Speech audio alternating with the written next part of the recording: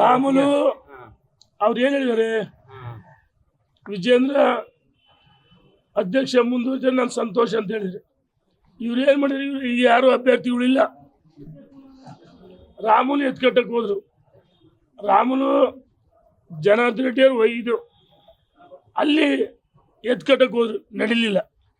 ರಾಮುಲು ಇವ್ರ ಗುಂಪಿ ಸೇರ್ಕೊಳ್ಳಿಲ್ಲ. ಇವ್ರು ಏನು ಹೇಳ್ತಾರೆ, ಈಗ ಎಲ್ಲ ನಮ್ಮ ಜೊತೆಗೆ ಇದ್ದಾರೆ ಅಂತ ಹೇಳ್ತಾರೆ. ಅವ್ರ ಹೆಸರು ಹೇಳ್ಬಿಡಪ್ಪ, ನಿನ್ನ ಭಿನ್ನಮತಕ್ಕೆ ಯಾರು ಬೆಂಬಲ ಕೊಡ್ತಾರೆ ಹೆಸರು ಹೇಳ್ಬೇಕಲ್ಲ. ಅವರು ಇಂಥ ಸಪೋರ್ಟ್ ಮಾಡಿ ಬೆಂಬಲ ಕೊಡ್ತೀವಿ ಅಂತ ಅವರು ಹೇಳ್ಬೇಕಲ್ಲ.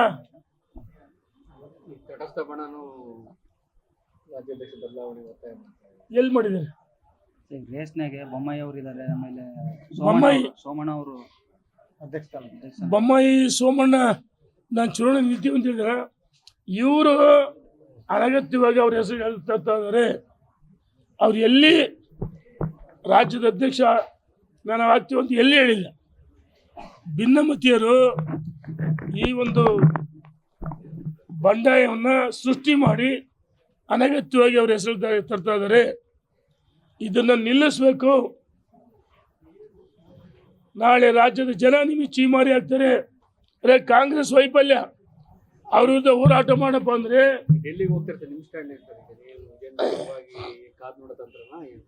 ಯಾವ ಕಾದು ನೋಡೋ ತಂತ್ರನಿಲ್ಲ.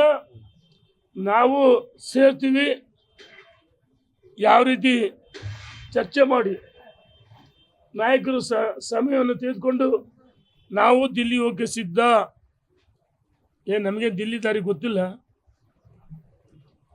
ವಾರದಾಗ ಒಂದು ದಿವಸ ದಿಲ್ಲಿ ದಂಡಯಾತ್ರೆ, ನಾನು ಹೇಳಿದ ದಂಡಯಾತ್ರೆ. ಇವರೇನೇ ಮಾಡಿದ್ರು ಇವರ ಹೋರಾಟ ಪ್ರತಿಫಲ ಸಿಗಲ್ಲ.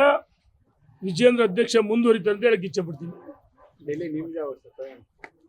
ಮಾತಾಡ್ತೀವಿ, ಚರ್ಚೆ ಮಾಡ್ತೀವಿ. ನಾವೇನು ಮಾಜಿ ಶಾಸಕರುಗಳು, ಮಾಜಿ ಸಚಿವರುಗಳು, ಚುನಾವಣೆ ಸ್ಪರ್ಧೆ ಮಾಡಿದವರು ಸುಮಾರು 75-80 ಜನ ಮಾಜಿ ಸಚಿವರು, ಶಾಸಕರಿದ್ದೀವಿ. ಚುನಾವಣೆ ಸ್ಪರ್ಧೆ ಮಾಡಿದರೆ ನಾವು ಈಗಾಗಲೇ